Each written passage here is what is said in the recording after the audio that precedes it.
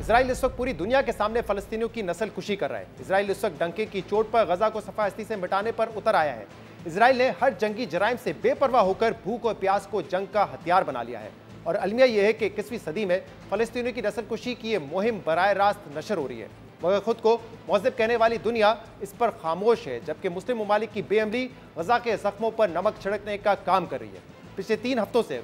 गजा के अवाम को जिस क़यामत खेज़ सूरत हाल का सामना है वो बैनुल-अक़वामी मीडिया और सोशल मीडिया के जरिए दुनिया तक पहुंच रही थी, मगर कल की रात गजा वालों पर अब तक की सबसे भारी रात थी। कल रात इजरायली फोर्सेस ने पूरे गजा का राब्ता दुनिया से मुनक़ता कर दिया। इजराइल ने कल रात शुमाली गजा पर जिस किस्म के वहशाना बमबारी की, इसके मराजे तो कहीं कहीं इंटरनेट रोमिंग की वजह से दुनिया तक पहुंचते रहे, मगर कल रात गजा में ज़मीन पर असल सूरत हाल क्या थी इसका मुकम्मल अंदाज़ा अभी भी नहीं लगाया जा सकता, क्योंकि इस तबाहकुन बमबारी से पहले गजा मुकम्मल तारीकी में डूब चुका था। बिजली मुकम्मल तौर पर मुनक़ता थी, टेलीफोन और इंटरनेट की लाइन्स मुकम्मल बंद हो चुकी थी और लोगों का आपस में राब्ता ख़त्म हो गया था और सिर्फ आग की चिंगारियाँ ही अहले गजा के लिए तारीकी में रोशनी का काम कर रही थी। और इस क़यामत खेज़ सूरत हाल में गजा की मस्जिदों से ऐलानात हो रहे थे जिसमें मुस्लिम ममालिक से गजा की मदद की अपीलें दोहराई गई। बैनुल-अक़वामी मीडिया के मुताबिक इजराइल ने कल रात गजा में तीसरी बार जमीनी कार्रवाई की और अपने ग्राउंड ऑपरेशन को वसी कर दिया। इजराइल फोर्सेस का दावा है कि इजरायली जंगी तैयारियों ने कल रात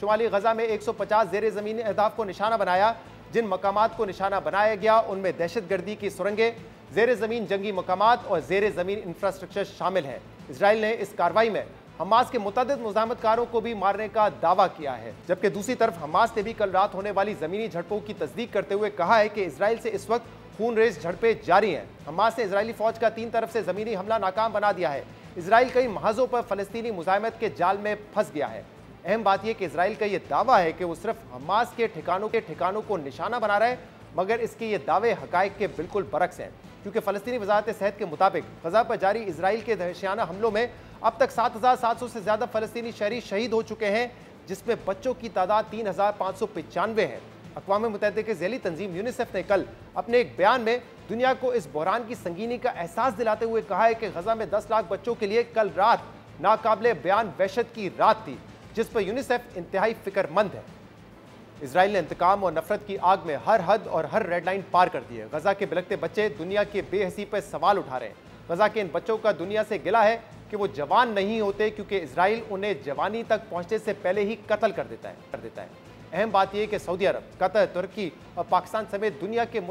के कई मुस्लिम ममालिक 3 हफ्तों से गजा में जंग बंदी का मुतालबा कर रहे हैं, मगर अमरीका गजा में जंग बंदी में बार बार रुकावट बना हुआ है और बार बार सलामती काउंसिल की जंग बंदी की करारदादों को वीटो कर देता है। अक़वाम मुत्तहिदा की जनरल असम्बली ने कल गजा में जंग बंदी से मुतालिक करारदाद मंजूर की, जिसकी 120 ममालिक ने हिमायत की, मगर अमरीका समेत 14 अरकान ने इस करारदाद की भी मुखालफत की और इजराइल ने जनरल असम्बली का जंग बंदी का मुतालबा मुस्तरद कर दिया। दूसरी तरफ अक़वाम मुत्तहिदा के सेक्रेटरी जनरल एंटोनियो गुतेरेस ने एक बार फिर फौरी जंग बंदी का मुतालबा करके दुनिया से दर्दमंदाना अपील की है। सेक्रेटरी जनरल ने कहा है कि यह सच्चाई का लम्हा है, सब अपनी जिम्मेदारियां अदा करें, तारीख हम सब का फैसला करेगी। अहम बात यह कि अक़वाम मुत्तहिदा के सेक्रेटरी जनरल ने 3 रोज़ पहले भी हालिया तनाज़े से मुतल्लिक़ एक इंतहाई अहम सवाल उठाए थे, जिस पर इजराइल ने अक़वाम मुत्तहिदा के सेक्रेटरी जनरल को भी धमकियां देते हुए उनके इस्तीफे का मुतालबा किया और अक़वाम मुत्तहिदा के अहदेदारों को वीज़ा देने से इनकार कर दिया। जबकि अक़वाम मुत्तहिदा के सेक्रेटरी जनरल ने फौरी जंगबंदी का मुतालबा करते हुए सिर्फ ये कहा था कि हमास का हमला खला में नहीं हुआ, फ़लस्तीनी अवाम 56 साल से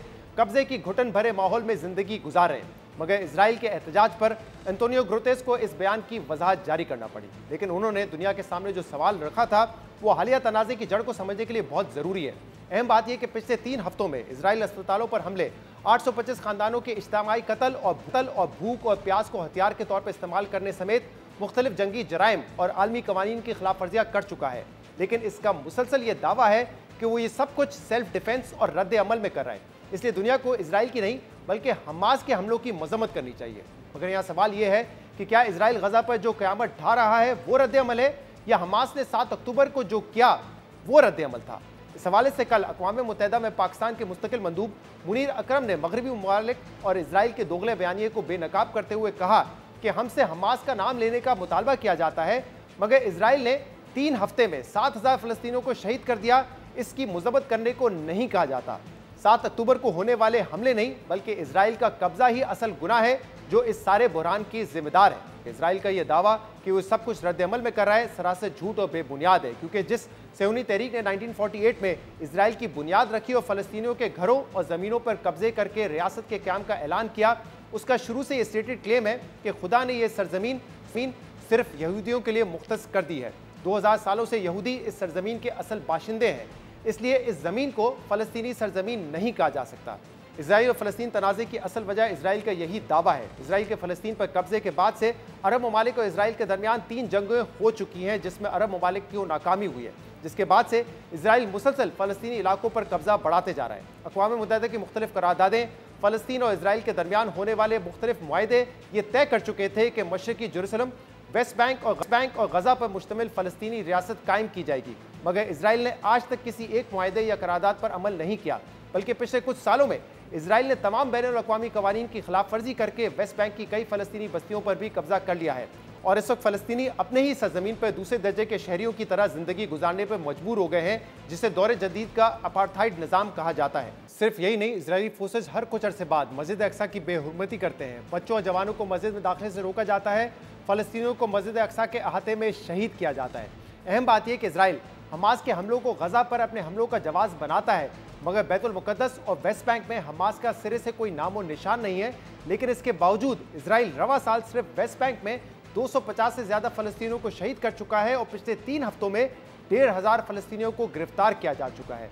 अलमिया यह है कि फ़लस्तीनियों को अपने ही मुल्क में हर रोज़ जिस नस्ल परस्ती का सामना करना पड़ता है, दुनिया के किसी और मुल्क में अगर ऐसा होता तो पूरी दुनिया अब तक उस मुल्क पर माशी और सिफाती पाबंदियाँ लगा चुका होता, मगर लगता है कि इजराइल को ये सब कुछ भी माफ है। और शायद इसी सूरत हाल की वजह से अक़वाम मुत्तहिदा के सेक्रेटरी जनरल को यह कहना पड़ा था कि 7 अक्टूबर को जो हुआ वो खला में नहीं हुआ, फ़लस्तीनी घुट घुट कर जिंदगी गुजारने पर मजबूर है।